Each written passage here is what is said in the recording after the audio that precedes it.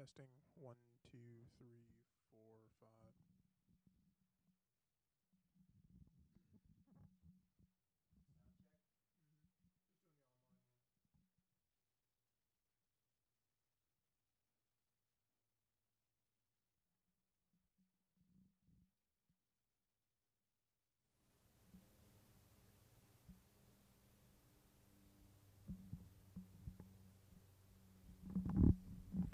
one. Testing one, two, three, four, five.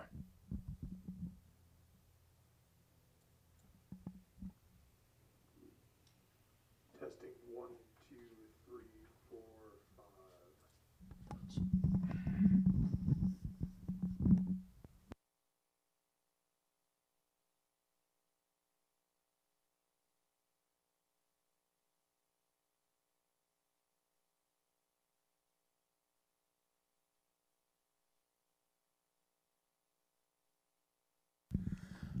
This is Tuesday, April 9th, 2019, here in Santa Rosa, California, at the Redwood Empire Dental Society.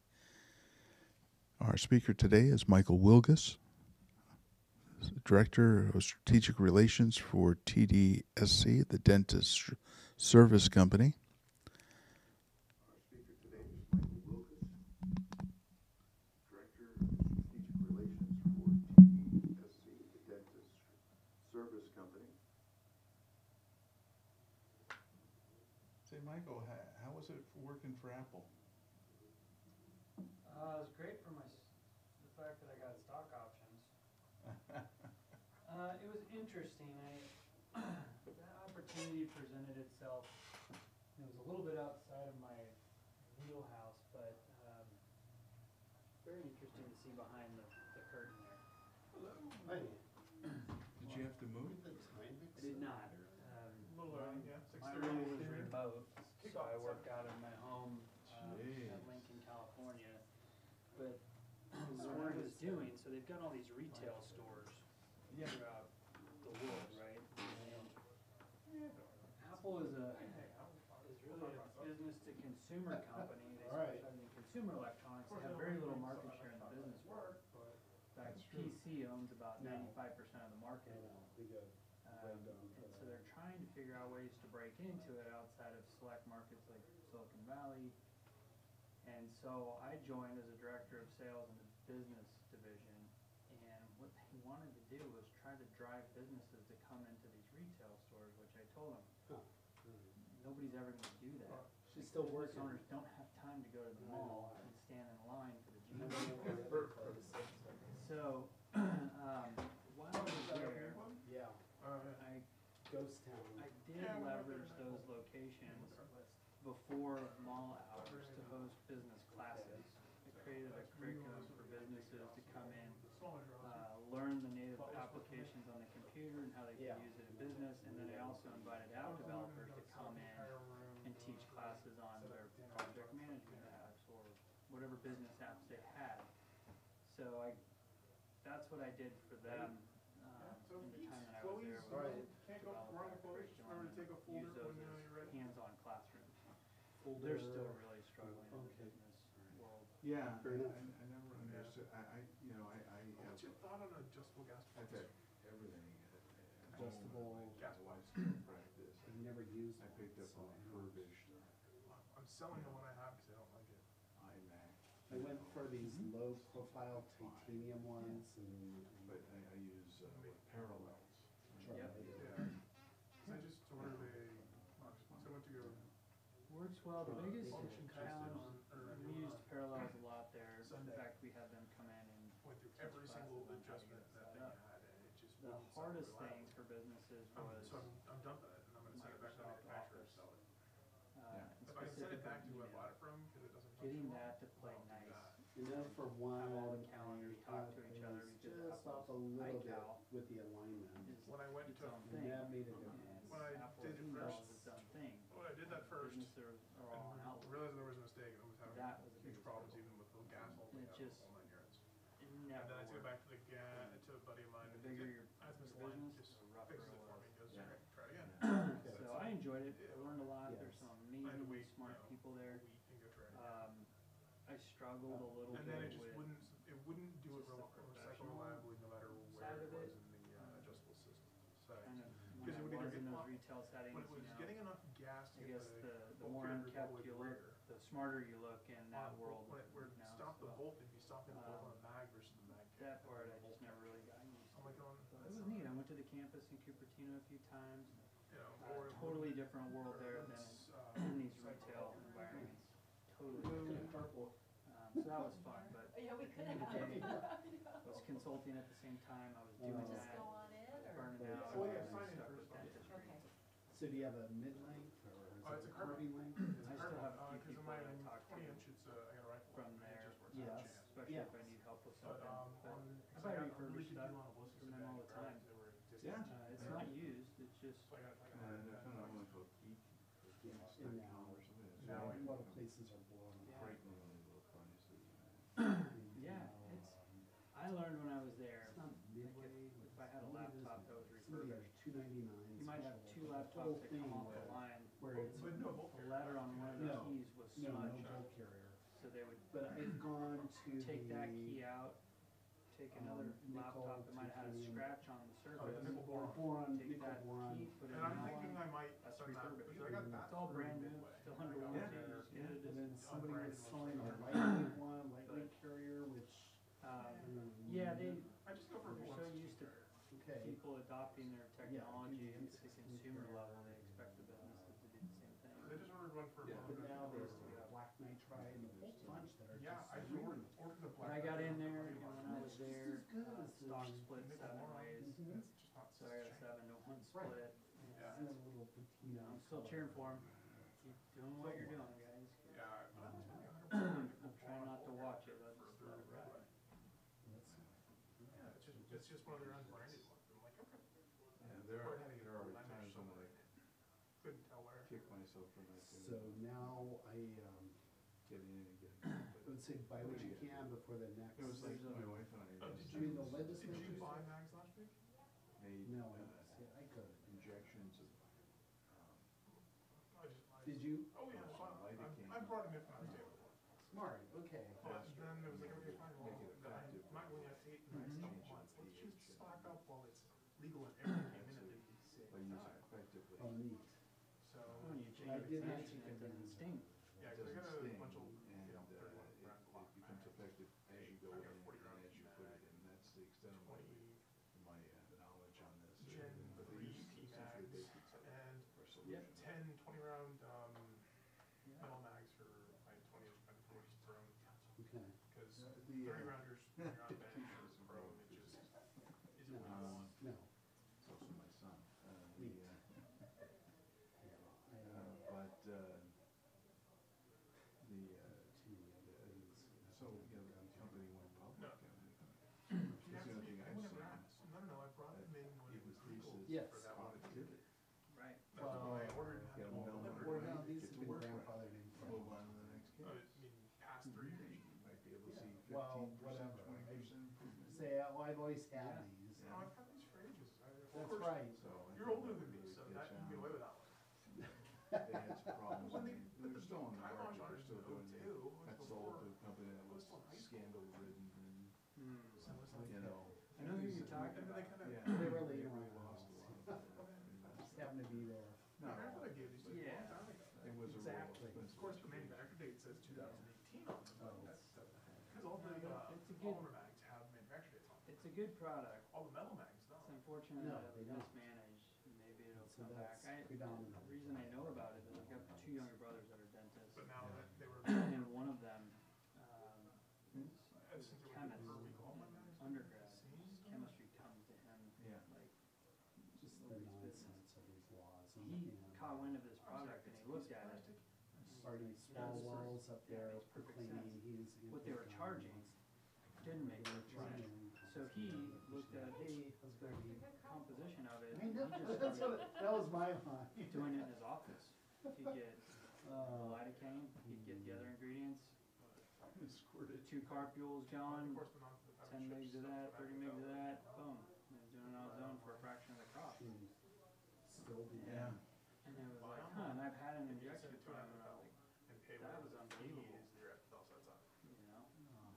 course, he wanted to say it was because he was favorite that chocolates. good, but like I 20 bucks get per sense of pound. humor about it. I try not That's to not bad, but then, you know, let it's my 92 brothers cents a do round, I too gotta much add to me cost because I'm everything the on mine oldest. sold. Yeah. And fearful of any retribution that they might be harboring that I've just forgotten about. $20 delivery fee. wife's board patient. Yeah.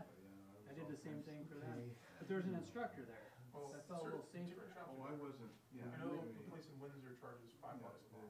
She got drill into These the bottom boxes on my shows up, draw, and I was $5 gonna to get continue $5 to smile. What is the Yeah. name of the place in Windsor? Yeah. Windsor, I forget what it is. Yeah. Never mind the fact that I'm sweating and I've got a death grip on the arm. I'm scared, but I'm still smiling. That's right. Yeah. That's great. Where did she go to school? UOP. It went out and bought it. She's got practice and got a little. It just went skiing, Did you guys live down that way? back in January. Perfect. Yeah, in fact, we. Made a little demolished visit the to house. Shields. Yeah, and, Just Stocked walk up. away from and it. somehow you didn't Oh, mention wow. you brought it over So to she the, can. Now, you tossed it to your one of my wife brothers for lived 50 a rounds few at a time. blocks from his office. He actually complained after about 6 months it was too close because he didn't have time to decompress between Right, work and home. Of exactly. course, he had a little baby That's at how the home. law's written. Yeah. Pick the box, Now he lives walk about across, put it 10-minute down, walk drive. back, pick up a box, walk back, put it down. It's like, But No, it's pretty neat, man. That's crazy. I might actually have to take that early because I'm the janitor. Oh. sorry, gotcha. stop fucking long phone faces. What's the criminals? Cups off. Yeah, it was way back under the seat, and all the ski equipment was everywhere. How am I gonna tell? Ski boots, they were. Everybody behave today. No biters, no gaggers. No projectile. I didn't have any. No. Nope, thankfully no projectors. Yeah, no. I was about ready to get food, but not anymore. Oh, what you get, the slides you look at when you're eating, that doesn't even phase you. You're used to seeing it all. Yeah, I went featureless on my stuff. You what? I went featureless on everything I did. So, what's, I got on my 20-inch, I got a Thornton Gen 3, and then on my 16-inch, I got a Gen 2. is that the curvy one? Yeah. Wait, is that a Windsor now? Or is that Or always Windsor? It screws into where. Martin, we can get food? Please. Okay. Yeah. Standard rifle stock. And there's beverages in the cooler. I don't mind it, especially for my Gen 3's, it's a really old gear, but it helps, on my 20-inch, helps balance out everything. Because I got a stainless steel and a heavier drum. So, yeah, annual defense bureau, and everything is so funny, heavy, How, what length is it? 18, and it's just really, Is it like a yard or something?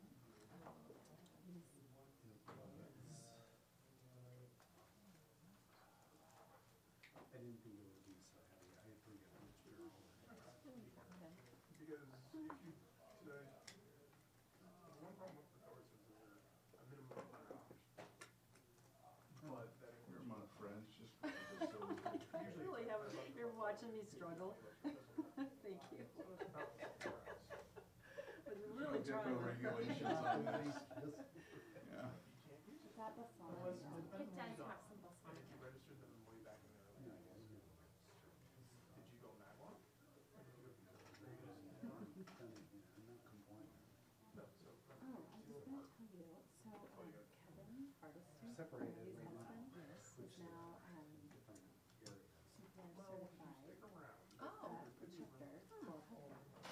So he'll just come to our office. Oh, awesome. Yeah. Wow, that's cool. Yeah. The one time you mentioned the So we'll crossbeds. just, Oh, yeah. maybe at our next Okay. month, But then you can't. well, I don't know what his Which kind of people are. schedule is like,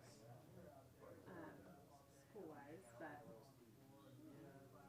I know not Monday or Wednesday, so maybe on the Thursday or something, we can take a look. Yeah.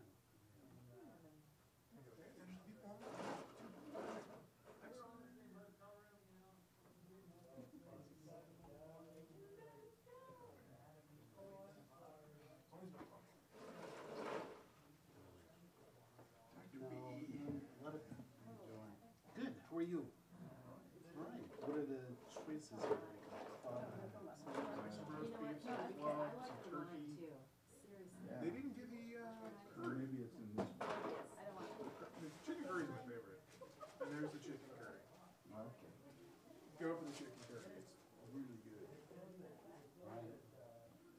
created.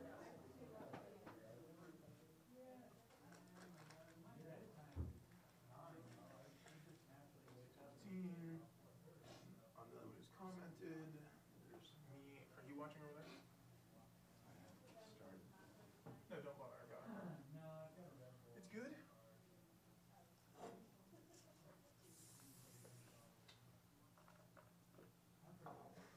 Take a step back.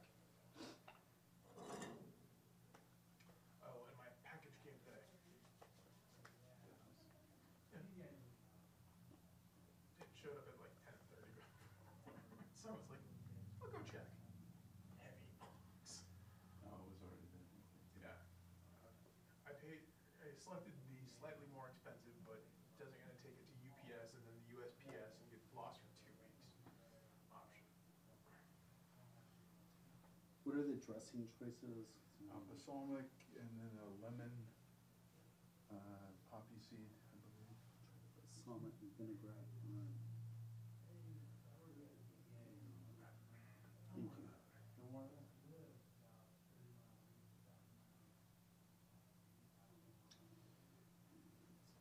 Works. Dark fork, Have the red and ones. reds.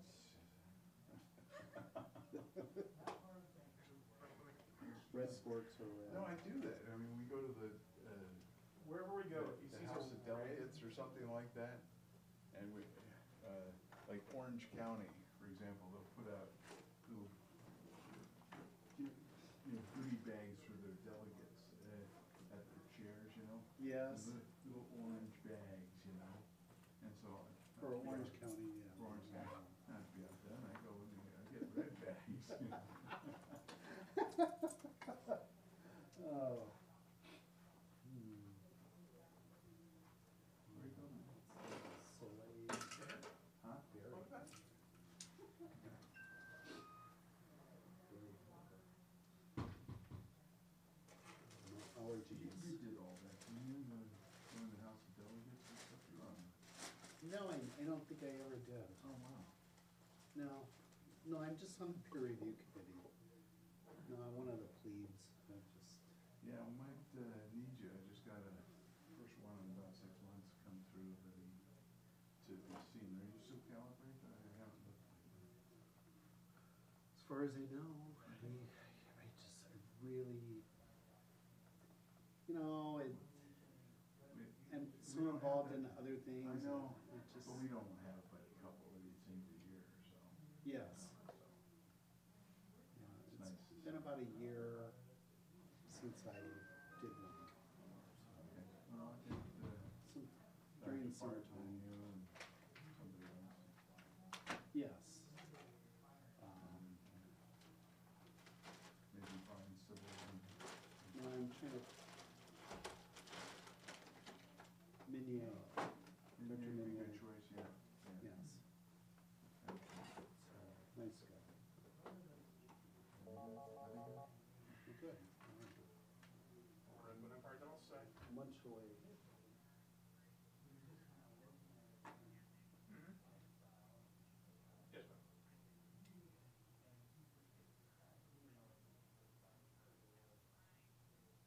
Alright, okay, did you go to the Red website? Okay, did you click on that, on the homepage where it says watch tonight, click there? Why don't you try that?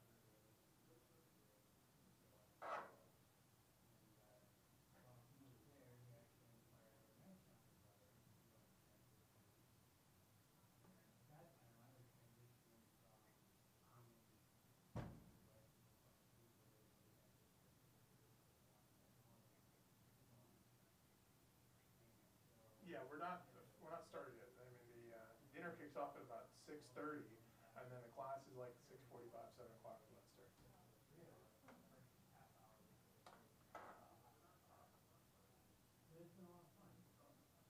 Yeah, 7 or 9.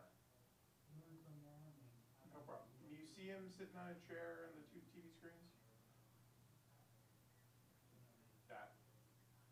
Exactly. I just have a little bit of room audio. So you're there, you're live. Make a comment in the chat to make sure I know you're there. Yeah, so scroll down a little bit on the right-hand side and, enter something in the chat. Okay. There you go. Mhm. Nice.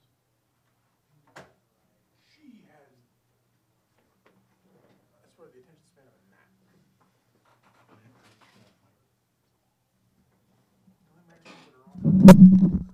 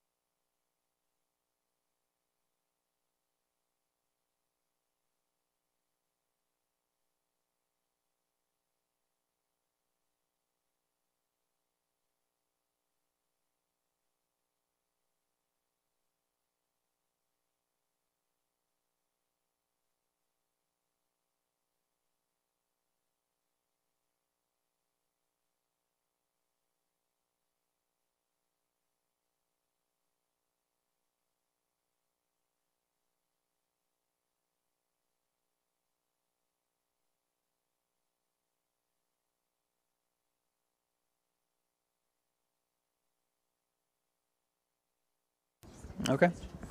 We'll turn it off.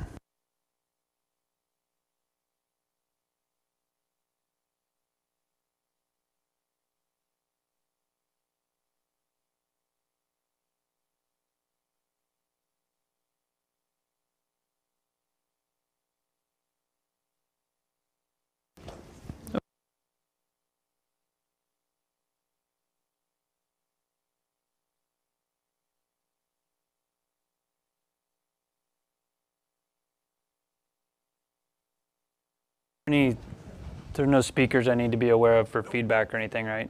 It's all going straight. Okay. Test? Test, test, test. Is that coming in? Okay. Just remember that.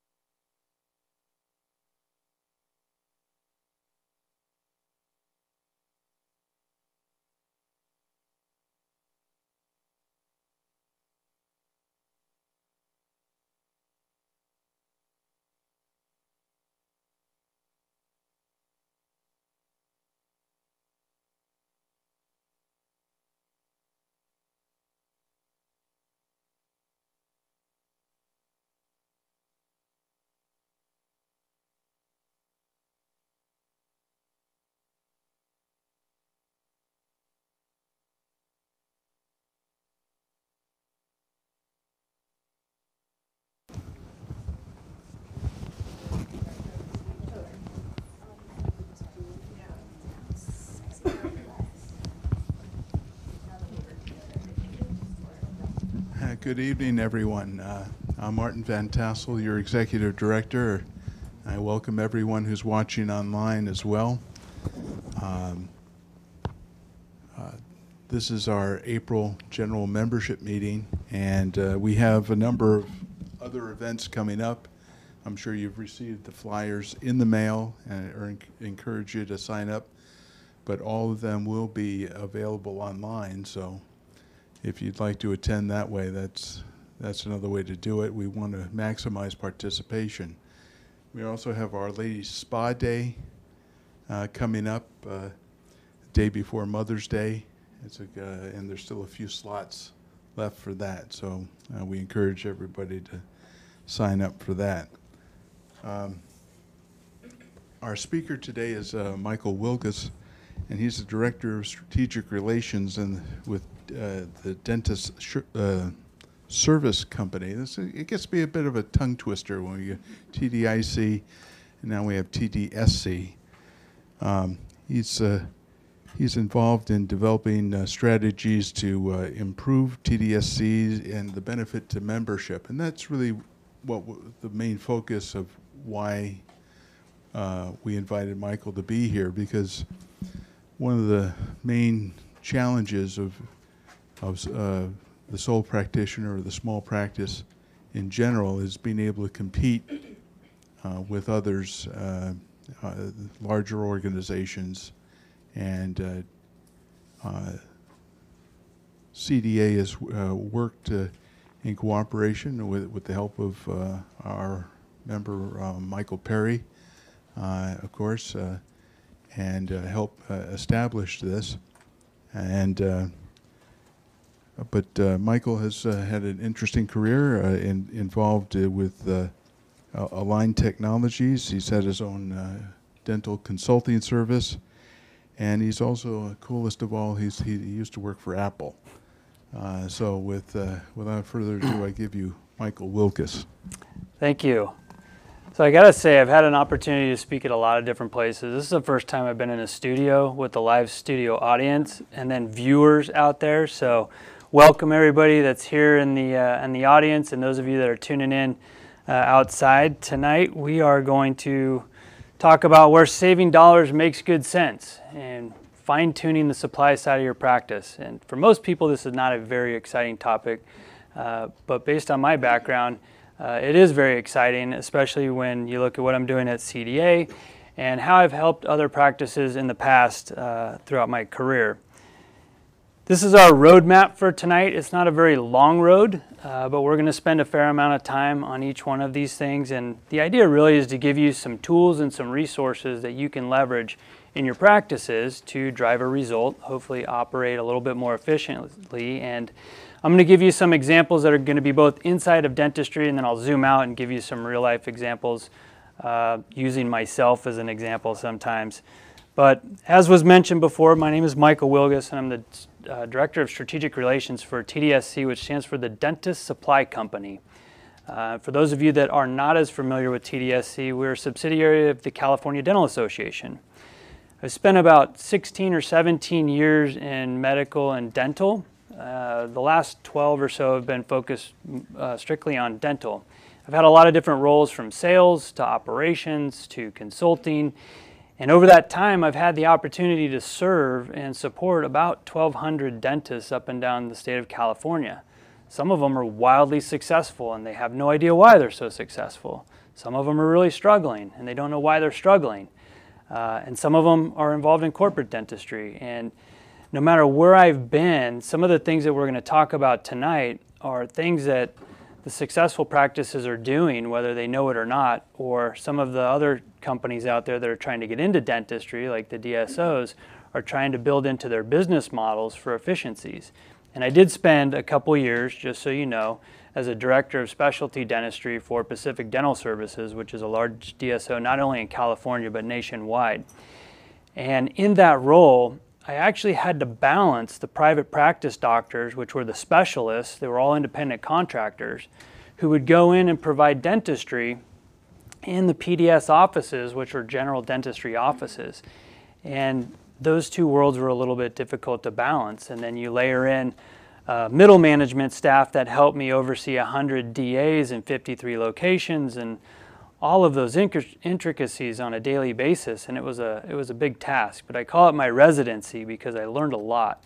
And that model's not going away, and it was interesting to see that some of the things that I had done as a consultant or observed in private practice offices, they were actually trying to make as part of their business plan. So these are our goals for the night, and these are our learning objectives. And as you look at some of these things and you see, managing overhead, you see analyzing historical data, SMART goals, bottom-up strategies. Some of this might be review for some people. Some of it might be brand new. Some of it might be a little bit intimidating. But the fact of the matter is, for the dentist especially, you're already doing a lot of these things in your office. You're just doing it on patients. So you already have the skill set and the methodology ingrained in you after going to school for years and years. And maybe some of you had that already, and that's why you became a dentist. So when you look at things like understanding practice overhead, that really translates to what's presenting. Not in the patient, but what's presenting in my practice. Or analyzing historical data, that's health history of your practice. Creating SMART goals, that's your treatment plan. And when you create a treatment plan, you usually look in the patient's mouth, you see what's presenting. Of course, you've looked at their health history, and you already have a goal in mind. You already know where you want to be and what the outcome should be. And we're going to talk about that when we get into SMART goals. And then this bottom-up strategy. There's a lot of different business strategies out there, and this one really just looks at systems, processes, and people. And again, you already do that in your practice. When you decide what a treatment plan is going to be, if a patient needs a root canal, you already know what system you're going to use in your office to perform the root canal. You know who is going to help you, and you know the process you're going to go through to administer treatment to get that outcome. Sound good? All right. So let's talk about goals really quick. So how many dentists do we have in the room? Okay. So for those of you that aren't dentists, bear with me because I'm going to use them as an example. So it's safe to say that up to the point you became a dentist, you were very good at setting individual goals for yourself. When you were an undergrad, you knew what majors not to take to become a dentist. Art probably wouldn't have been a wise choice, so you narrowed that down. Once you had your major, you knew what classes you needed to take, probably in the order you needed to take them, and you were able to measure your progress because you got grades. You knew when the class was over, you knew what grade you got, you knew what grades you needed to get in order to be a candidate for dental school, and when it came time to take the DAT, you probably had a rough idea on what test score you needed to get in order to be a viable candidate to get into dental school. Then, of course, once you got into dental school, the curriculum was laid out for you in order. You knew exactly what classes you needed to take. You knew how many hours you needed to be in the clinic. You knew what procedures you needed to do and how many of them in order to become a dentist. And you could measure your progress through your grades, through your hours, or through checking the boxes next to all the procedures you needed to do. Well, it gets a little bit more challenging when you're trying to run a practice because there's a big difference in that academic individual goal and achieving a practice goal, which actually requires teamwork and the buy-in of others. So we're going to talk a little bit about that because it can be really ambiguous to figure out what the goal should be, how to track it, and how to get people bought in to what you're trying to do. So let's take a look at a couple of ideas here. Let's, by a show of hands, we'll make this a little bit interactive, and if you're watching at home, I expect you to raise your hand. If you have a goal in mind for your practice. Does anybody in here have a goal in mind for their practice? Okay, only a couple people have goals. Okay. So keep your hand up if you have written down that goal. All right, I usually lose a few people there. Keep your hand raised if you've shared that goal with your team. This is where I usually lose a lot of hands, right? And that's okay. The slide up here actually gives us some insight into some things that help our goals become more achievable. So if you write down a goal, typically more achievable. If you share it, it becomes more achievable. If it's time-bound, it can become more achievable. This information is all over the place, but I actually pulled this out of an article that was in Forbes magazine that was highlighting a study that was done by Harvard MBA program on goal setting in business. So if you're doing these things, the likelihood of you achieving those goals that you have for your practice are pretty good. But there's some other things that we want to incorporate, and I'm going to show you what those are in just a minute to even increase the odds a little bit more. So understanding the goals, that's a key in a practice that takes a bit of work, because achieving a practice goal can't be done by the practice owner alone. There's just too many facets in running a business. And if you are involved in all of those facets, then you're probably not getting to spend as much time as you'd like to taking care of patients and doing dentistry, which is what you went to school for. So understanding why it's important to the practice is one thing, but helping the team understand why it's important to them is another thing, or why it's important to patients. That could be a factor as well. As children, we ask questions because we're curious. And if you've got any 2-year-olds or 4-year-olds around and you've been around them, besides their favorite words being no, mine, and don't, one of their favorite words is usually why. They ask why. Why? You give them the answer and they say why, and pretty soon they figure out they can just keep asking why to push your buttons because it can go on forever. But as adults, if we tell somebody that we're going to do something or we're going to change something, why do adults ask questions? What was that? So they understand better? So they understand better, yeah. Or they want to know what's in it for them, or how this might impact them. So it's a totally different set of motivations. And so as a leader in the practice, or as the practice owner, you have to take the time to get to know the individuals on the team to understand what motivates them. What are their goals? Once you understand that, and you understand your practice goal and why it's important, then you can figure out where those two things overlap. And where those two things overlap is the sweet spot. That's where you want to be with that person 90% of the time, because you're in alignment and you're moving forward towards the same goals. So understanding why it's important is a good place to start. Then you've got to figure out how you're going to measure your progress. We talked about in school, you had grades. It was easy to measure. But in a practice, you've got to figure out what you want to measure. And then once you've got that figured out, you might have to figure out if it's the right thing to measure. And we'll talk a little bit about that in a second. And then you've got to know what you can do along the way to influence the outcome. And these are the tactics that you use. So if we think about the measurement piece, before we get to the tactics, think about a dashboard in your car. Dashboard's got a bunch of gauges on it and readouts that give you insight into how the vehicle is performing. Gives you reports, right? You look at those metrics and you assess if things are going the way that you want them to. If we say that tonight we're going to take off from here and we're going to drive to LA, and our goal is to get to LA on 1 tank of gas. We're going to take off. We're going to be looking at that dashboard, and we're going to be monitoring our speed. We're probably going to be monitoring miles per gallon, and we're going to be monitoring the fuel tank. And we're going to make sure that our behaviors are giving the car the output that we want in order to get there on 1 tank of gas. So we probably aren't going to go over a certain speed because then our miles per gallon might go down.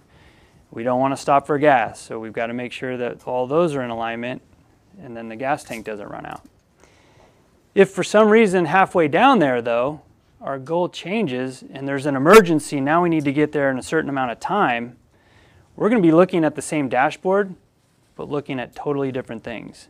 Now, we want to make sure we've got a rate of speed that's going to get us there in a certain amount of time, and if we're going to have to pull over for gas, we're going to want to plot that out so that we can get in and out of there, so don't stop at Kettleman City on your way down, because you'll be there forever, and then you'll probably stop at In-N-Out.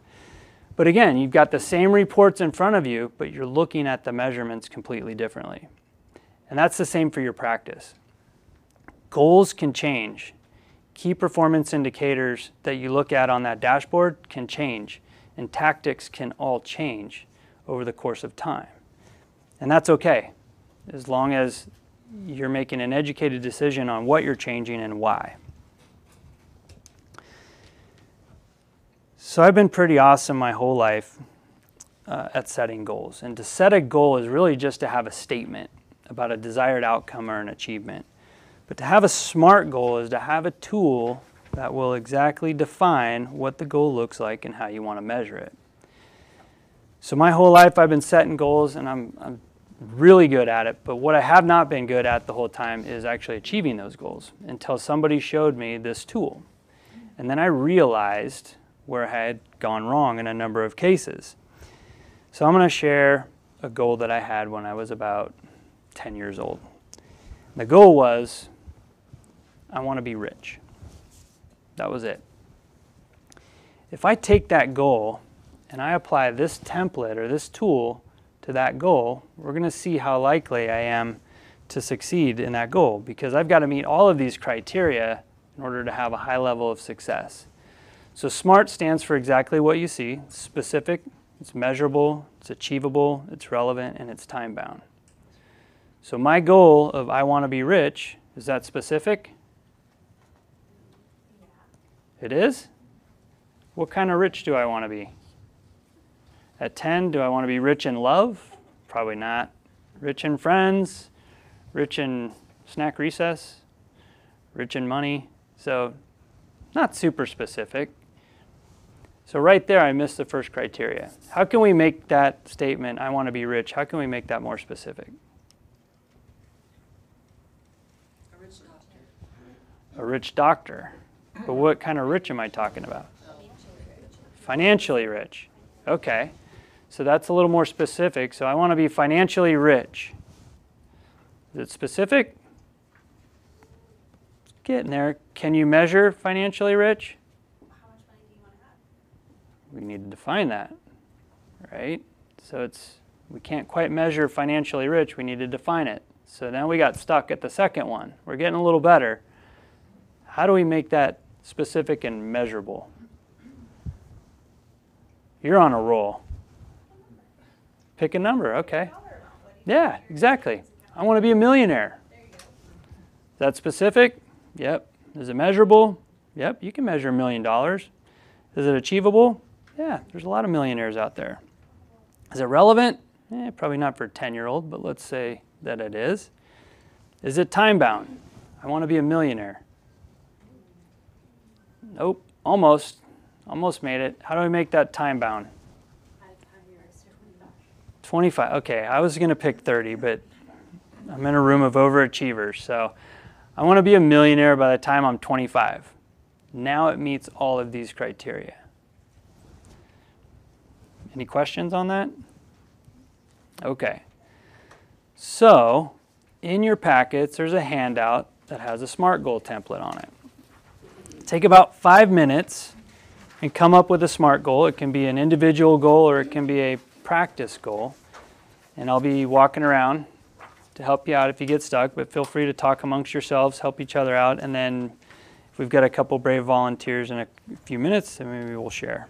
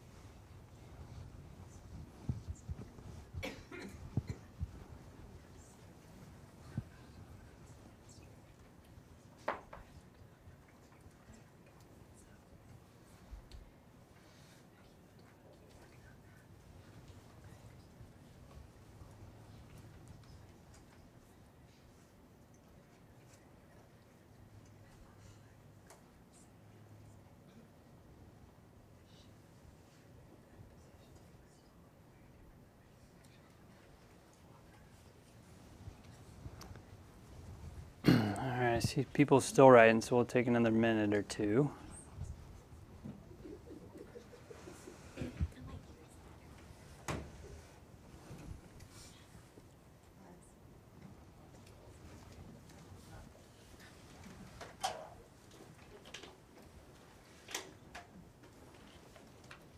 Did you guys just separate yourselves?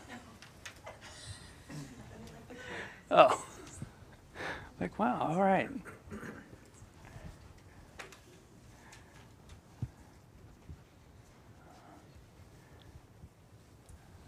All right, how'd we do?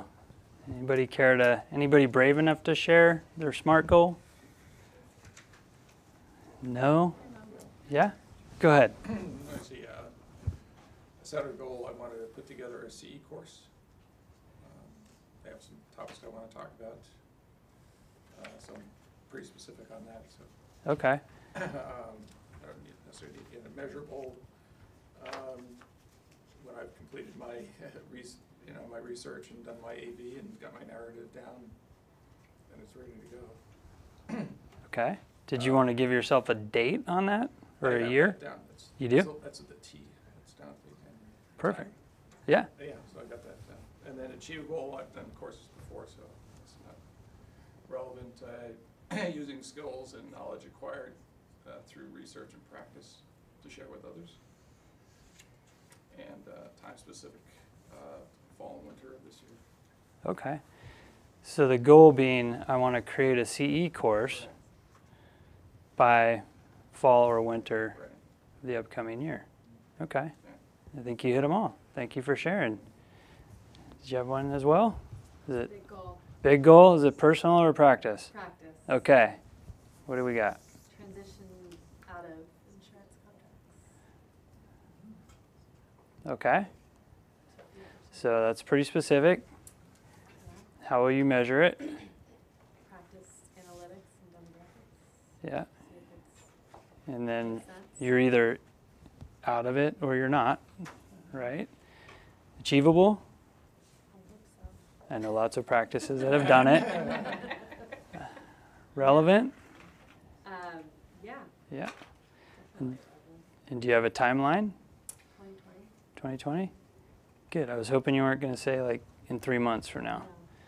No. It takes about a year, but that's a whole nother class. But I see a lot of that. So that meets all the criteria. I wish you the best of luck.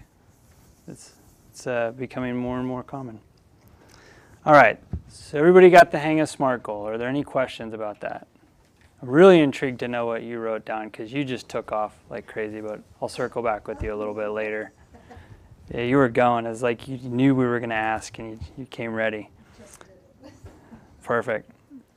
So you're all SMART goal ninjas now. You're going to go out and set goals. You're going to achieve them all because you've got the secret recipe. And every time I've had the opportunity to work with a practice on goals, they usually fall in one of two buckets. One is typically around production, typically increasing production. I haven't met too many doctors that want to decrease it.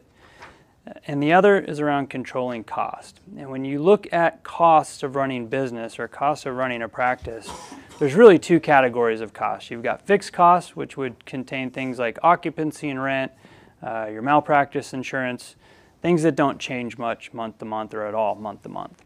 And then you've got the variable costs, and we're going to zero in that bucket tonight because these are typically things that do vary from month to month, and you have a certain degree of control over them. Within that, people cost is always the biggest variable cost of running a business. Doesn't matter if it's dentistry or an auto mechanic or whatever that might be. If you have employees, that's typically the highest variable cost in the business. In dentistry, lab and supplies would be the second biggest cost, and then you've got marketing and office supplies, which would fall in somewhere below those. But we're going to focus in on variable tonight. And the challenge here can be, for a lot of practices, where do I even start? How do I start looking at my costs? And we just finished 2018 not that long ago, so it'd be a nice thing to do to go back and maybe look at how that year was in the practice and pick some categories. Pick people costs, pick occupancy costs, pick marketing, pick office supplies, and just write down what those cost you over the course of a year. If that seems a little bit too daunting, you can pick Q1 of 2019 to get started on, because we just wrapped that up, and then maybe start to work your way backwards. Take a look at it. See what looks good or what looks healthy or what might look bad or like a bleeding point if you're looking at a patient. Look at previous years in order to get a nice comprehensive analysis of your practice and create that health history. When you're going through this though, and you start to map things out and you start to see things that might get your interest maybe from a positive perspective or a negative perspective, and you start to be able to build budgets or goals around them, you might have to incorporate a concept called open book management. And that is giving people on your team the right amount of visibility to certain information to help you achieve goals in that area. So if you are looking at collections, let's say, and over the past few years you notice that your collection rate is going down, you might want to jump in and set some goals around that to get it moving in the right direction. But you can't do it alone. So if you've got somebody in the office that's, running benefits for patients and collecting money from patients and insurance companies, you're going to have to give that person a certain amount of visibility to production and billing and some of the financials so that they can track that for you and report out the progress. If you've got a lot of overtime in the practice and you're looking for ways to kind of rein that in a little bit, you might need to give an office manager visibility to certain information about other employees on the team, how much they make, their time cards, things like that, so they can track it and report out to you. Open book management can be uncomfortable for a lot of practice owners, and I'm not saying open up the books to everything, just open up the information that's relevant based on the role. I do think there are certain things that are good to report out to the entire team, whether it's at a monthly meeting or a quarterly meeting, just to give everybody an idea of how the health of the practice is, and also help them understand how their role has a positive or negative impact on the health of the practice. That way, if you know what motivates them, and you've got the practice goal and you figured out where they overlap, you have the opportunity to leverage that person's skill set and drive forward towards a common goal. And hopefully you'll have some success with that. Whoop. Just make sure I tackled everything on that. Yep. Okay. Any questions on open book management or practice analysis? What are the pitfalls of that? Open book management? You definitely want to make sure that you've got the right person in the right seat on the bus and have a certain level of trust with them. When you're interviewing people and you're kind of describing the job role, I think having probing questions that might help you select the right person for that role would be key. Again, I wouldn't open up everything, but I do think you've got to have probably 1 or 2 trusted people on the team that are sort of your middle management layer. Could be a front office manager, could be a back office manager, or both, to empower them to do that. And I think the other part of it too is have regular check-ins. So if you're setting goals around something and they're helping you with it, the time-bound piece, and I kind of skipped over this, the time-bound piece of a goal doesn't necessarily have to be the finish line. It can be a point in time where you sit down and you check in to monitor your progress, to make sure you're looking at the right key performance indicators on the dashboard, or making sure the goal is still relevant to what you're trying to achieve. That way, you've got the opportunity to kind of pivot or redirect if you're kind of going the right direction, but not totally. Or if it's something that's not relevant to the practice anymore, you can just stop doing it altogether. So the time-bound piece, having those regular check-ins with somebody, is critical, especially if you're in the early stages of building that relationship. I guess something is that sometimes with certain personnel, you feel better about opening up certain things to other people, and especially if you've been doing something at one level for a long time, there's a lot of resistance to change, or can be. There's always a lot of resistance to change, and so that kind of goes back to the why. Why are we doing this, and understanding what motivates that individual and seeing if you can find out where that overlaps with their own personal goals or their personal mission. But change is tough, and I see it a lot in different parts of the practice, and you know, it takes a while to build a new habit, but eventually if you get somebody that understands why it's important and they're bought in, they actually end up driving a lot of that effort and activity for you in the long run. But it can take some time. I know a lot of doctors that don't run the practice in some cases, or certain parts of the practice, and it's they just haven't figured out how to find that overlap. So let's talk a little bit about practice analysis. And you can't expect a different result if you keep doing the same thing over and over again. And I worked with a doctor that liked to use this quote in her morning huddles from time to time. Anybody know who Robert Kiyosaki is? Yeah, Rich Dad, Poor Dad. Have you heard of that book? Yeah, he's the author of that. And what's interesting is she uses this statement a lot, but I was actually there to help her because they were having trouble with scheduling. They were great at filling the schedule, but they were running some really crazy days. I mean, they had days that were all exams. They had days, and this was a single provider practice, where the doctor would have 2 or 3 columns that were completely overlapped, and there was no way she could be in all of those places at the same time. There was not enough time for deliveries.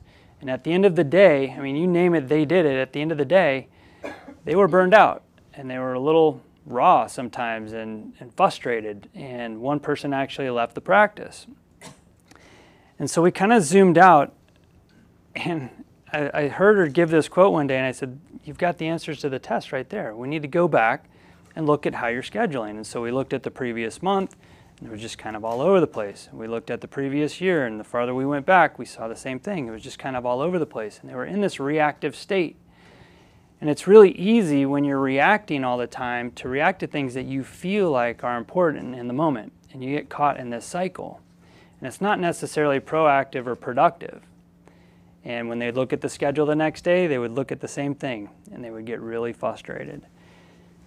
And so without doing that historical analysis, sometimes you don't realize that you're caught in that cycle. And you don't realize that you're living the definition of insanity. And so it really kind of gives you that opportunity to go back. You've got the answers to the test if you go back and look at the history in your practice. And then you can start to strategize on the root cause and what you want to do to change and who you might take partner with to help you make that change. So this historical review is really the same as a health history for your patients, but you're doing it on your practice. It's just like looking at a chart before you do an exam, prior to doing a treatment plan. And the trick is now, when you're dentist, you're looking in a mouth, you've already got an idea whether you've memorized it or written it down on what a healthy mouth looks like. And you've got a baseline. You've got parameters. You know how deep pocket depth should be if they're healthy. You know how deep they should be if you're going to bring it up to a patient and recommend treatment. You know how much decay you're willing to look at before you bring it up. It's the same thing for your practice. But you got to have a healthy baseline for your practice. And so this is a set of parameters that we created. This is actually from CDA, back from our practice management days, and practice support also has access to this. And this provides parameters in different categories of variable cost in a practice that are considered reasonably healthy parameters. There's a couple things to call out on this slide. These percentages are percents of collections, not production. So if you look at lab and supply at 13 to 18%, that's 13 to 18% of collections. Why would that be important to know? Why wouldn't we do it against production? Yeah, you don't have that money. You can produce a ton of dentistry, but you can't pay the bills on production. You can only pay the bills with what comes into the practice. So these ratios are relatively accurate as long as your collections are in order. And a healthy collection rate in a practice is 98% or higher. If you're below that, you probably want to take a look at it. So when you do your historical analysis, if you're looking at collection rates, if it's below 98%, you might want to take a look at that and see if you can figure out why. So we're assuming that collections are not an issue in these ratios. The other part of this is some of these ranges are pretty wide. And the reason for that is there's a lot of different practice models out there. You can be fee-for-service, or fee-for-service in 2020, or you can be heavily PPO. That's going to skew the ranges. You can be a general dentist, or you can be a pedodontist, or a periodontist, or an orthodontist. That's going to skew the ranges. So whether you're in the range or not is important, but if you're outside the range, it's important to understand why you're outside the range. Because if it makes sense based on the type of practice you're running, or maybe the maturity of the practice, that's okay. So if you've got a brand new practice, you're starting from the ground up, your marketing cost isn't going to be 2%. In fact, it's probably not going to be 15%. It probably should be closer to 20%. And if you're analyzing your costs and it's 20%, that's okay as long as you understand why. If you're a mature practice and it's 20%, you might want to take a look at it. If you're not trying to get new patients, you probably want to be down the 5% range or lower. So if you're outside, it's not necessarily a bad thing. It's only bad if you don't know why and it's not a conscious decision on your part. Are there any questions on any of these numbers? And I think we did provide this handout for you in your packet. So feel free to use that when you're doing your practice analysis and you're looking at different key performance indicators throughout time and figure out where you land in those ranges. If it's in the range, great. If it's at the high end of the range, you might want to look at it based on your practice model and what you're trying to accomplish. If you're outside the range, you probably definitely want to look at it and understand why. And then again, based on the bucket of overhead, that might dictate who you want to enlist in the practice to help you create a strategy and a goal around and have them help drive the results so that you can focus on doing dentistry. Next, I want to talk about a tool called a SWOT template. And SWOT stands for Strength, Weakness, Opportunity, and Threat. This is really just a tool to evaluate something. You can evaluate a goal, you can evaluate your business, you can evaluate people with this. It's just an analytical framework. So when you look at a SWOT template, the idea is to help create awareness around all the factors involved in the decision that you're making. A couple things to know about strengths and weaknesses. These are typically internal factors. They can be internal to you if you're analyzing yourself. They can be internal to the practice or the business. And opportunities and threats are typically outside factors or external factors. One point of clarification between weakness and opportunity, because we live in a very PC world, so sometimes we don't want to say somebody's not good at something, so we say you've got a real opportunity to improve around that. Well, what you're really saying is I'm not very good at it. If I'm not very good at it, it's a weakness. That's okay. Opportunities are actually resources or things around us that we can leverage to get a better result. So it's not code for a weakness. So if we take a look at a SWOT template, and we'll do one together, I'm going to zoom out of dentistry a little bit, and I'll use myself as an example. And I'll say one of my strengths is I'm really good at analyzing data. Part of my job is to look at reports all day long and try to pull a story out of it. So, and I know I'm probably stepping on the wrong side of the camera, but bear with me. So, analyzing data is my strength.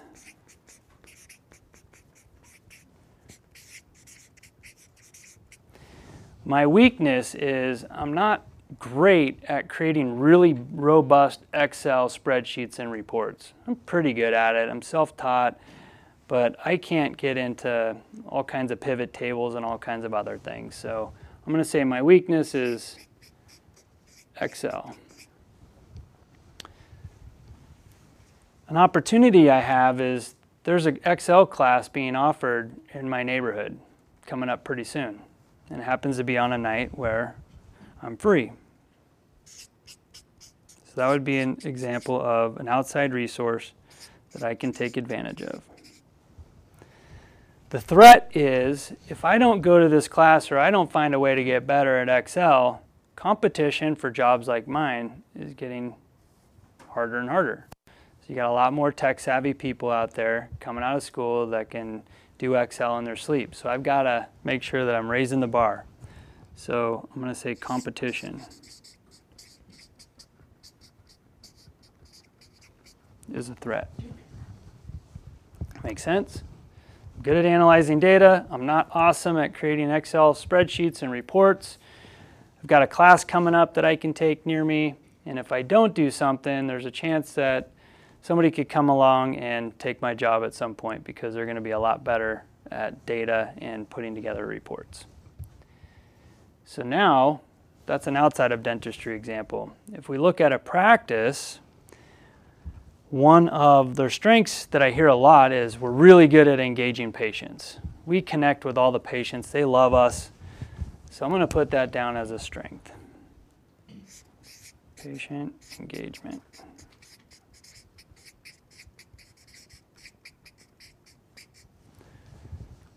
A weakness that I see from time to time, and most offices won't tell me this, is they don't love delivering bad news.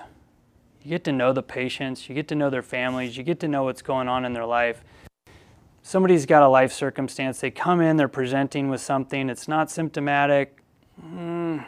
We might say I might hear something like, yeah, we're just going to keep an eye on that. We don't want to give them too much bad news because they got all this other stuff going on. So I'm going to say delivering bad news is a little bit of a weakness.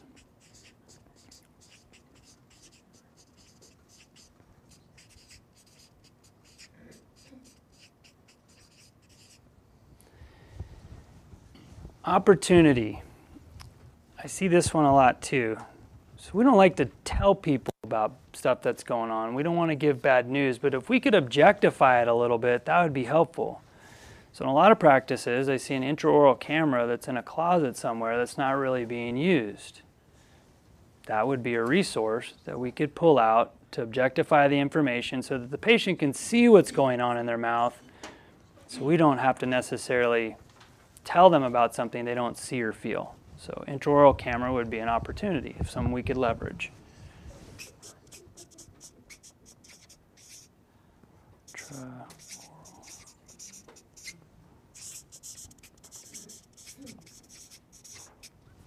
All right.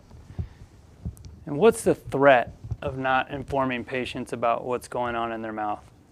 They're not symptomatic, they don't see it. What's that? Weekend dental emergency. Always on a weekend or a holiday, right? Legal. Yeah, we get unhealthy, unhappy patient, right? That could be terrible for a practice. So that's the threat. Unhappy, unhealthy patient.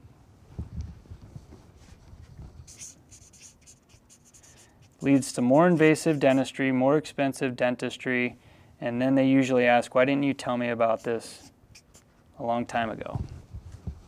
Unhappy patient. All right. Makes sense? So we're really good at engaging our patients. They love us. We know them all by name. We know their families. We don't really like to deliver bad news. That kind of hurts sometimes. But we've got this great tool in our practice, this intraoral camera that we don't utilize so we can objectify the news. If we don't do something soon, we could have a lot of unhappy patients on our hand, which could lead to the patient leaving the practice, could lead to some legal issues.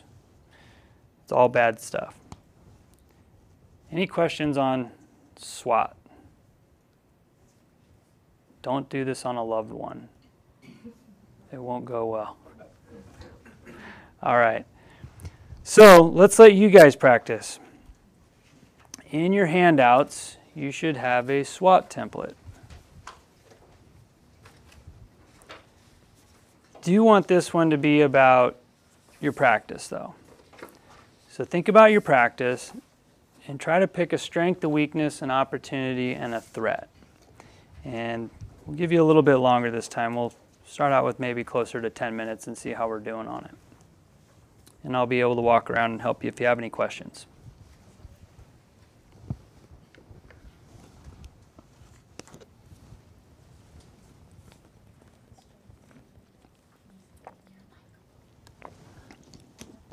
Usually I see everybody just fill up the strength box, just full.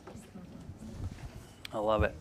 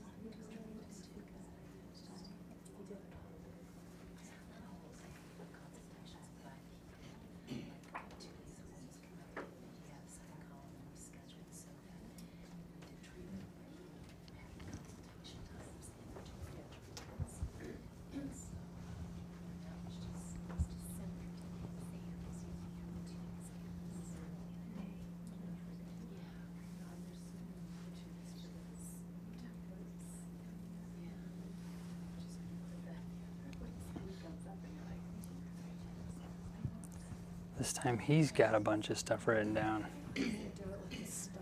Ah. Oh, I gotcha.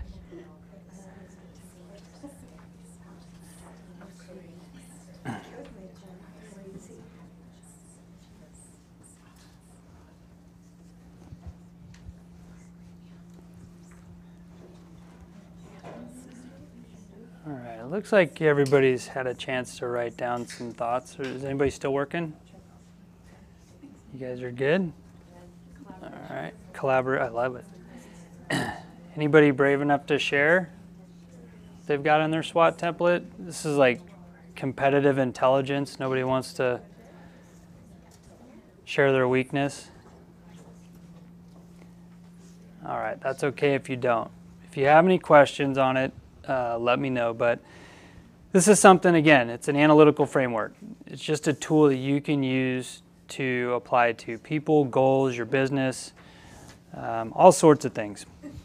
And weakness means weakness, and opportunity is not code for weakness. Okay. I want to shift gears a little bit and talk about a business analysis called a bottom-up analysis. And to give you full visibility, there's actually a top-down analysis as well. And I'll give you an example of what that looks like, but we're going to focus on a bottom-up analysis. But if we're doing a top-down analysis and you just came out of dental school and you had the means to start up a practice anywhere in the country, you might start out way up here by picking a state that you want to practice in. And then once you've got that state picked, then you might start looking and figure out what city you want to practice in. And then within that city, you might look around to see how many dentists are in different parts of that city, because you don't want to pick one that's really saturated. You might look at demographics of the patients in those areas, and you might look at the payers or the insurance companies and reimbursement rates, because they're not all the same in each zip code. So that would be an example of a top-down analysis till you finally find that perfect location where you're going to set up your practice. So you started really wide and you narrowed it down to that practice site. We're going to do a bottom-up analysis, and we're starting with the end in mind. So we're going to have that SMART goal in mind. And with that goal in mind, we're going to take a look at systems, processes, and people. By looking at it that way, we have the opportunity to figure out what the root cause of the success is, or maybe what the root cause of the challenge is, and then come up with a game plan accordingly. So if we take a look at this, and I'm going to zoom out of dentistry for a second, and I'm going to give you some insight into the Michael Wilgus household. We have a SMART goal in my household, and I have a wife and I have 2 kids. I have a 15-year-old daughter and a 13-year-old son. And one of our goals is to go to the grocery store on the weekend and not run out of food during the work week, because we just work long hours and we don't want to deal with it. One of the challenges is my 13-year-old son eats 2 of every meal. He eats 2 breakfasts, 2 lunch, 2 dinners. So we've got a meal plan. So the process, or the system that we have in place in my house to make sure that we hopefully don't run out of groceries, we've got this really fancy notepad on a magnet that's on the refrigerator, and it's got a pen attached to it. That's our system. All right.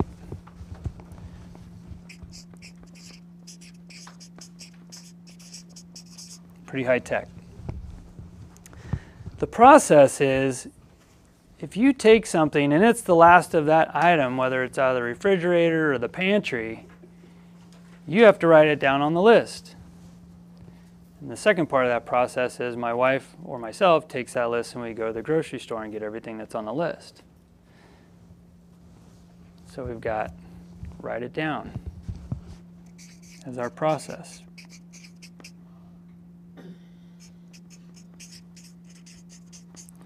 People responsible for writing it down are myself, my wife, my daughter, and my son.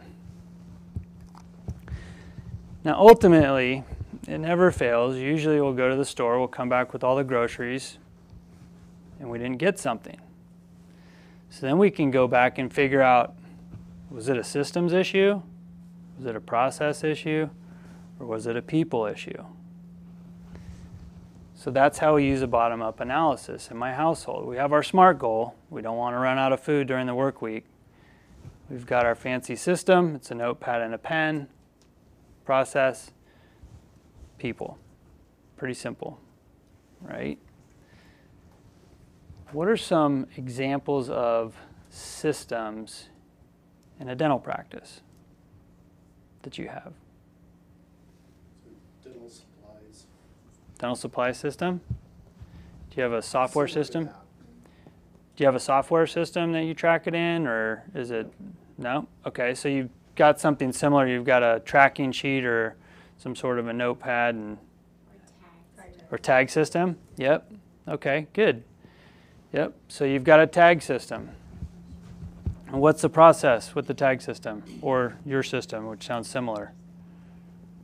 Well, somebody has to write it down when near the end of it or when you're out of it. Yeah. Or in the tag system, you put the tag in a box or a folder or something. And then who's responsible for, one person's responsible for the tag system in your practice? Awesome. I generate them, she takes care of them. Gotcha. Perfect. And we would try to remember to put them in the box. Yeah. So great example. Another one might be a payroll system, right? You have a system that keeps track of it, processes, people punch in and punch out. Somebody probably runs the payroll at a certain point. And then there's a person that's ultimately responsible for turning that in or calculating it for the practice. Or what about X-ray system? A little bit different, but it's still a system, right? You have an X-ray system. You have a process for taking X-rays. Starts out with PPE on the patient. Make sure you got a little monitor on, right? Who's responsible for taking X-rays? Could be the RDA, could be RDH, could be the doctor. Another example of a system. So that's kind of how that works. And the idea is if you set a goal and you have a great outcome, you can go back and repeat it because you want to continue to do that. If you set a goal, a SMART goal, and you're not achieving it, you can hopefully find the root cause. In my house, half the time when we run out of food, it's not a systems issue because the notepad's there and so is the pen, and the pen works. I test it all the time because I get that excuse. The process isn't being followed, and I can usually figure out who is not following it by who is upset when I get home and I don't have their favorite whatever. So it's a people problem. Or your kid brings other children home. What's that? Meal, and they clear out your refrigerator. Yeah, yeah, exactly. So, and if I forget the list and I go shopping and I get all this stuff that maybe some of it we need and some of it we don't need, that's a process problem because I didn't take the list with me. So it could be a people problem too. That's what happens at Costco. And I look at Costco and I think about things like conventions, like CDA Presents, right? You've got a limited amount of space in your offices. I've got a limited amount of space in my kitchen and my pantry. So usually it's more effective for me to go to the grocery store and buy things in those quantities based on the space I have. When I go to Costco, I buy a ton of stuff and then I need a shed. And then some of it we just never go through. And I never come out of there spending less than like $400. So it's always more than I intended to spend. So I blow up my budget and I'm overspent in my overhead in my household. So I see doctors and staff come through CDA Presents and they get the best deal ever on PVS impression material and they get like 5 cases of it. And it's like, oh my gosh. I hope you do a lot of Invisalign or you've got a lot of room and hopefully you can get through all that before it all expires, but we got the best deal ever. So don't be that office. I'm kind of visual, so some of the things that we talked about, this is how we maybe map it out.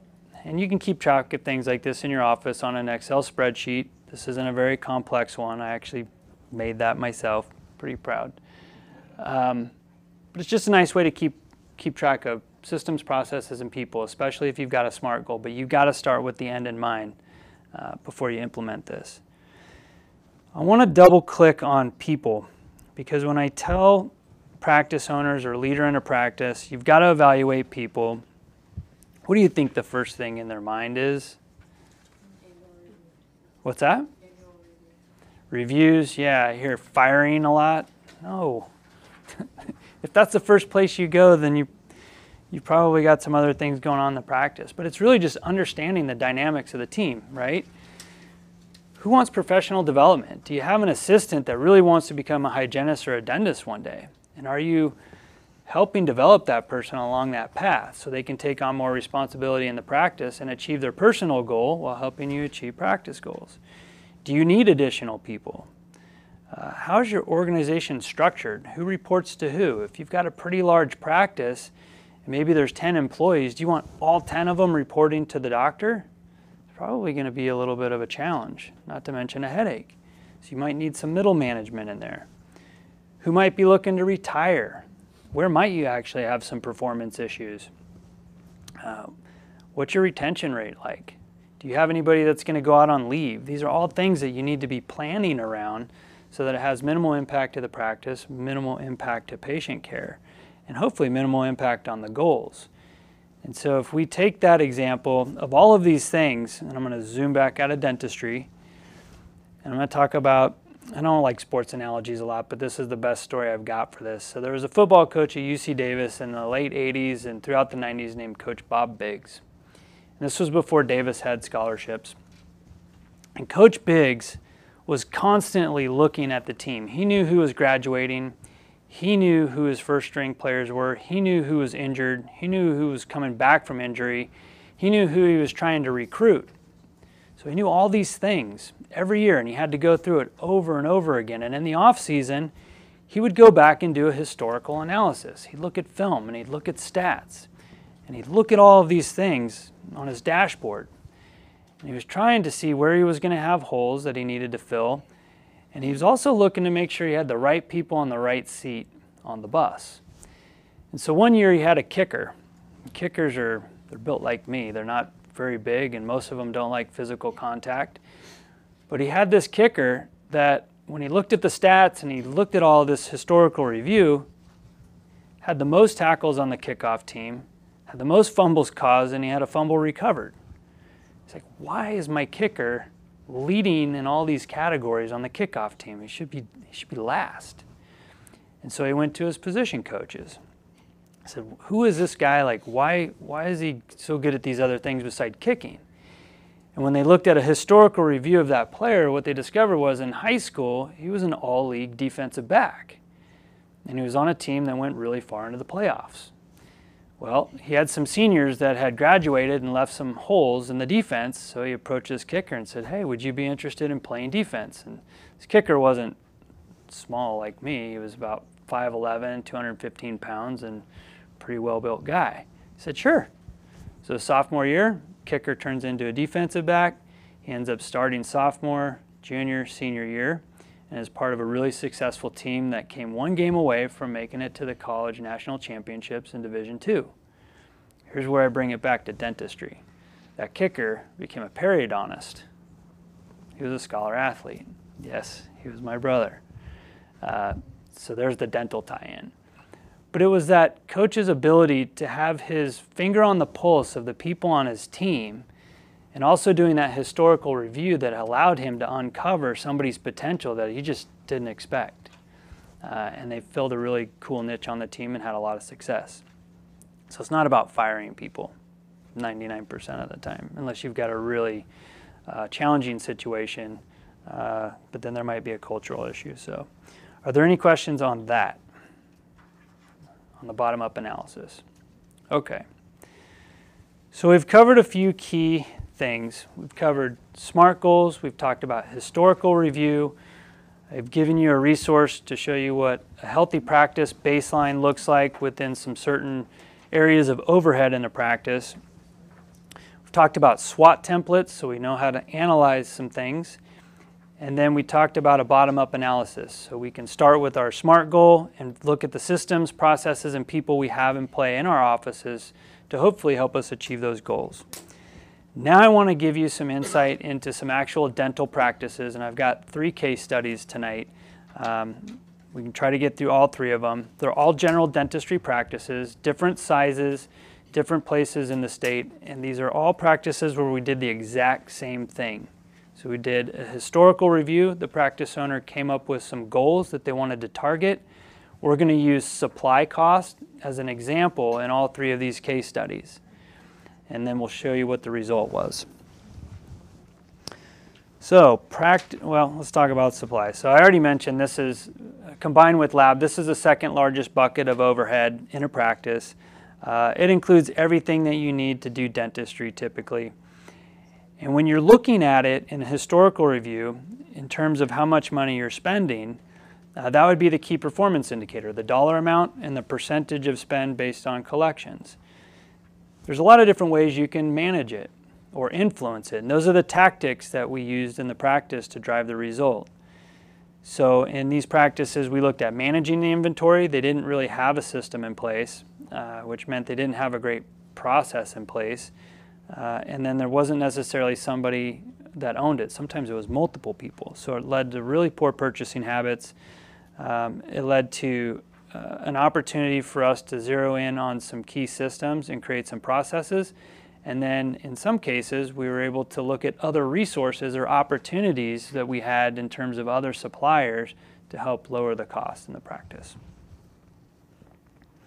So Dr. A in 2015, located in Orange County, produced a little over $1 million a year. Their collections was 99%, just for your own background. So collections is not an issue.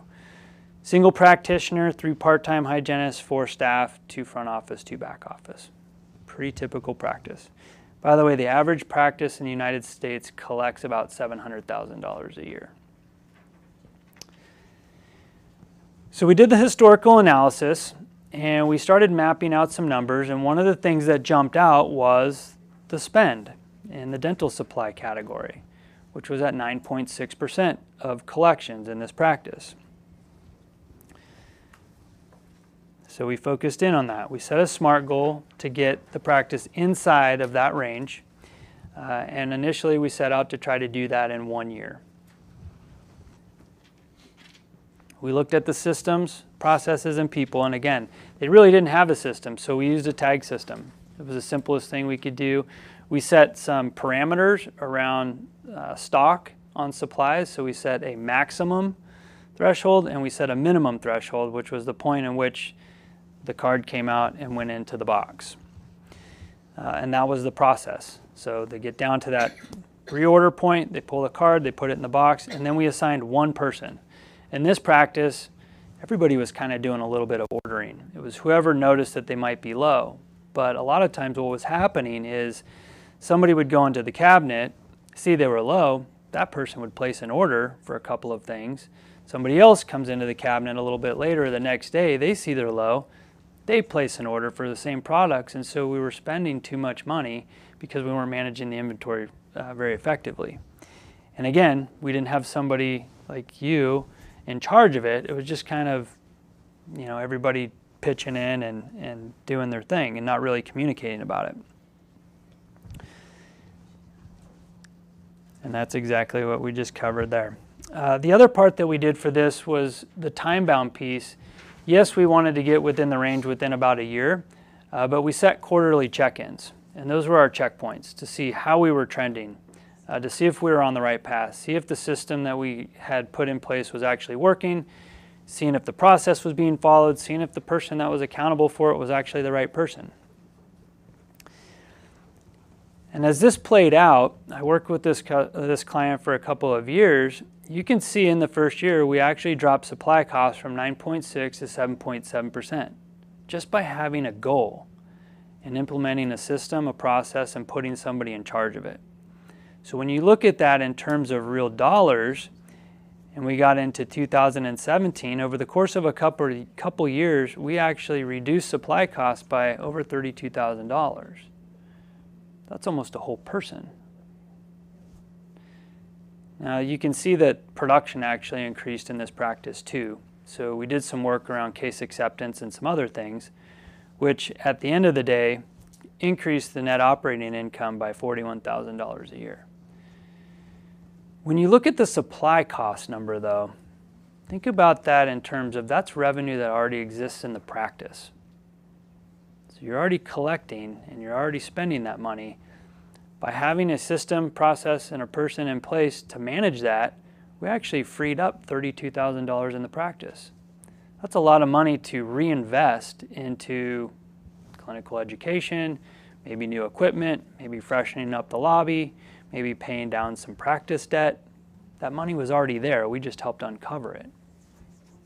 Any questions on practice A? All right. Dr. B. Same thing. So we talk about what supply cost is, and we went through all the same steps. And here's a snapshot of practice B. So Central Valley practice collecting a little over $750,000 a year, 1 GP, 2 part-time hygienists, 3 support staff. Almost the same exact scenario. No system, no process, nobody was accountable. When we did the historical review, we saw kind of the same thing. Supply cost was at 9.3% of collections. Collections was about 100% in this practice. So that was not an issue. We came in, we implemented the tag system, we outlined the process, we had quarterly check-ins, and we put one person in charge. In this practice, one thing that we had to implement is that there were no special purchases to be made without the doctor approval. So there was a couple staff members that, somebody might come into the practice, talk about a special that was going on, this is such a great deal, and they would take advantage of that even though they might not necessarily need that product or that quantity of product. So everything had to be approved by the doctor if it was a special purchase. Had the opportunity to work with this practice for about 1 year, and we reduced supply costs by 3% just by following that methodology. Did you stick with the same supplier and just Yeah, good. eliminate redundancy, or did you? Good question. Yeah, I haven't run into a practice that uses one supplier for everything as a one-stop shop. So in this practice, actually in all three of these practices, thanks for bringing that up, we actually did leverage a second supplier for kind of the staples of the practice, all the typical disposables and supplies, and put somebody in charge of kind of doing those comparisons to make sure that they were getting the best value from this supplier. And if things were a little higher here, then we looked at another supplier to get a better deal over there. What it ended up doing is it created a little bit of a price matching dynamic with one of the suppliers. So they got more of the product from the first company they were dealing with. We see that a lot out there. But it put them in a power position to negotiate their pricing with the supply companies. So in this practice, $26,000 we were able to free up. You can see that they didn't increase production year over year, so they were really flat. This truly was freeing up revenue in the practice, and they were able to reinvest that however they saw fit. And then Dr. C, same thing. 2015, this was a Bay Area practice, collecting a little over $1.6 million a year. 2 doctors, 5 part-time hygienists, 5 support staff. And we had a back office lead in this office, and that was the person that we partnered with to really manage supply costs and run the systems process, and that was the person that drove this. Same thing, tag system, got them on a cadence where they were ordering on Wednesdays and Fridays because they didn't have a lot of space in the practice, so they needed to order pretty frequently. And then when we took a look at that historical review, another one, 9.5% was their historical supply cost. When we focused in on that, got everything in place, over the course of a couple years, we were able to drop it about 2.9%. So we got them back in the range. And that was $38,000 over the course of 3 years. This one, they did increase production. We did some work around case acceptance and some other things. But again, we uncovered $38,000 worth of revenue that already existed in the practice. Are there any questions on any of those case studies? Pretty simple, right?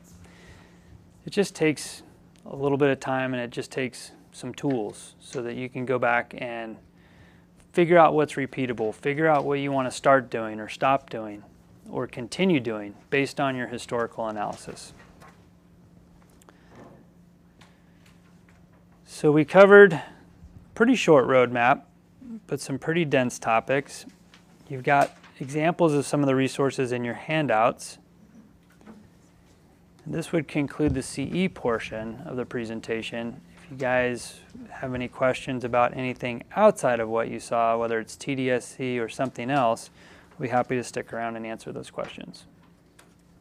So thank you guys. Can you just tell us about the TDSC, like where, because it started just very limited, now it's Yeah. growing.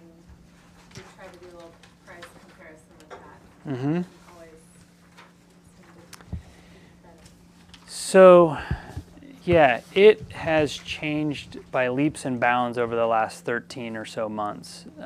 The nice part about this is that it's a member benefit, and so it functions as a member benefit. We take the feedback from members. When I originally came on board, I actually reached out to members up and down the state, and I just asked for feedback. I wanted to know what their experience was. I wanted to know what was good. I wanted to know what was bad. And I was really curious about the pricing because I saw all this advertising around 20%, 20%, 20%. So I actually got invoices from practices and I did some price comparisons on my own. Right now, we're averaging 23% savings on the supplies for members using the site. That's against MSRP, okay? And that's important to know. What I usually hear when I'm talking about doing price comparisons is nobody pays MSRP for dental supplies. Well, based on the invoices that we've collected from members up and down the state, not only are many dentists paying MSRP, many are paying higher than MSRP. And now that we're expanding outside of California, I've done price comparisons in almost every state, and it's the same across the country. We see doctors paying really great prices in some instances, and in others we see them paying much more than MSRP. As far as the selection goes, it started out at about 20,000 products. Since we actually purchased a supply company, we have greater control over the inventory now, and we actually have direct relationships with the manufacturers. So now we're up to about 40,000 products. We're probably not going to grow a lot beyond that. Now we want to fine-tune that mix to make sure that the products we have in stock are the ones that the practices are asking for the most often. We are expanding the specialty catalogs.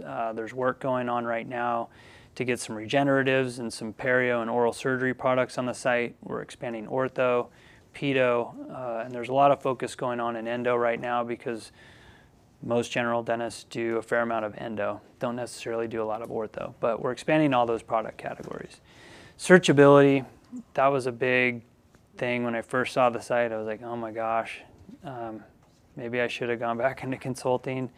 But there's been a lot of focus on that.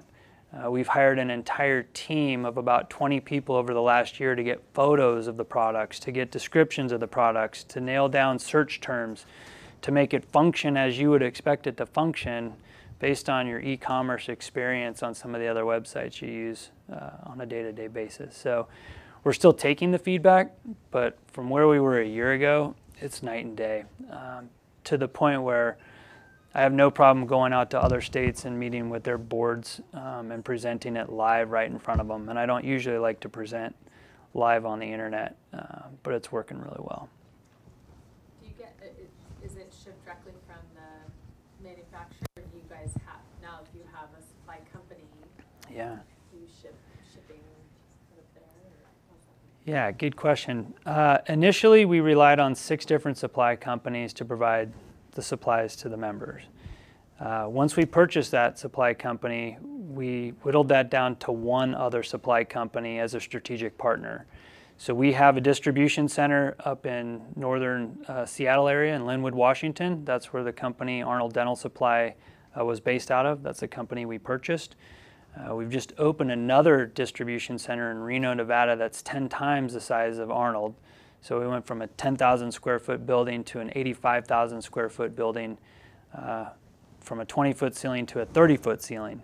And then we still partner with Pure Life down in Southern California so that we don't have to house all the inventory, but it also gives us a strategic advantage from a logistics standpoint to be able to ship out of another location, especially now that we're serving states outside of California. So there are products, when you shop on the site and you're looking at an item, you might see a little orange truck icon when you select a product. It says fast delivery. That means we have that product in stock, and that'll be in your practice in 2 to 3 business days. If you don't see that, the item's probably coming directly from the manufacturer. Sometimes that's a manufacturer's call. And those products can take 5 business days, they could take 10 business days, depending on the manufacturer. So as you're going through, if you see items that you're looking for and you need it quickly, look for that orange truck. And we also have a automated version of the tag system. So once we get to a certain point, if there's only a few items left on the racks, we'll take that truck off so that we don't overpromise products. And then once we get more in stock, then the truck reappears. So, good question. Yeah. Any other questions I can answer for you? Sure. Do you plan on expanding into equipment? That seems to be between Patterson, Shine, Benco on their equipment. Yeah. It's on the radar, but not anytime soon. Arnold Dental Supply, which we purchased, actually did do business in the large equipment space and service space, but it's not somewhere that we want to go right now. We want to focus in on making sure we're doing a good job getting the instruments and supplies into the practice. We do have some small instruments, but nothing that would require a service contract. And to me, we get a lot of questions about, oh, how does Shine feel? How does Patterson feel? Some of the top users of TDSC have relationships with these companies where they've got their software, they've got their service in play, they've got large equipment and practice management. So they negotiate their supply costs down based on this bundling, right? But there's still an opportunity to save on a certain percentage of supplies in the practice. So we're helping them navigate that, because from a practice management standpoint, it might make sense for them to maintain a certain level of purchase with these companies so they get all these other things at a reduced rate.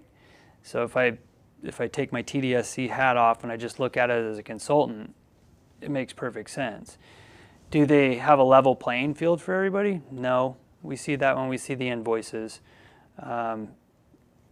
You know, they have a business model that's different. They have boots on the ground. They have shareholders that they have to answer to. We're a very lean e-commerce model. That was by design. That's what the members wanted. So with that lean model, we can pass as much savings on to the members. And it doesn't matter if you're here or if you're in Los Angeles or San Francisco, if you're in Kentucky or New York, you're all paying the same price. And the more people that we get into this collective, the greater our negotiating power becomes, so that we can negotiate lower prices. So we might get into it someday, but if we get into large equipment, we're going to have to figure out how to provide service to members across the country. And right now, that's just not scalable. So that's the challenge. And that's what I tell the Shine and the Patterson folks when we see them at Presents. And they do a lot of nice stuff at CARES and some of the moms clinics out there. They're donating a lot of stuff. I tell them, hey, look, you know, there's plenty of room in the sandbox. And for the doctors that aren't switching over, some of them are using, kind of like we talked about in one of the case studies, using them to negotiate their pricing with those suppliers and say, if you guys don't match this, I'm going somewhere else. So at the end of the day, the member's still winning. That's our main goal, is to empower you to practice on your terms. But having an alternate supplier can shave a percentage off of your overhead, and that can be pretty significant in the practice. So at the end of the day, you still win. And it's been pretty exciting. We're really blessed here in California. People talk about that CDA building in other states. When I go to other states, sometimes their whole state association is a building this size, the office that we're in right now. They don't have the resources and all the member benefits that we have in California. So we're really blessed. And that's why so many of them have asked if we could make this available outside of California to support their members. And so that's what we're doing. ultimately you'll all benefit because we'll have a larger collective that we can use to negotiate. So, good stuff. I don't need slides to talk about that stuff. I can do that all day. But thank you guys for your time. It's great having a studio audience. This is a pretty cool setup. I feel like we should have a house band somewhere, maybe next time. Maybe we'll get Justin Timberlake to come out and do a duet. But thank you very much.